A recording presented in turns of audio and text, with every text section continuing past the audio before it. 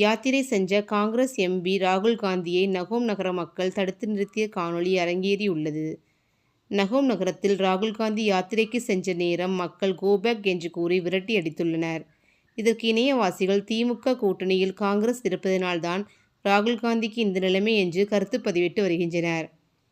நாடாளுமன்ற தேர்தல் தொடங்க இன்னும் சில மாதங்கள் மட்டுமே உள்ள நிலையில் காங்கிரஸ் முன்னாள் தலைவரும் நாடாளுமன்ற உறுப்பினருமான ராகுல் காந்தி மணிப்பூரிலிருந்து மும்பை வரை 6700 கிலோமீட்டருக்கும் பாரத் ஜோடோ நியாய யாத்திரையை தொடங்கியுள்ளார்.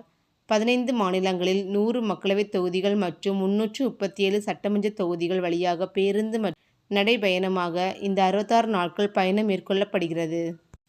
காங்கிரஸ் எம்பி ராகுல் காந்தி இந்திய ஒற்றுமைக்காக நியாய யாத்திரையை மேற்கொண்டுள்ளார். மணிப்பூரில் தொடங்கிய இந்த யாத்திரை நாகாலாந்து வழியாக தற்போது அசாம் வந்தடைந்துள்ளது.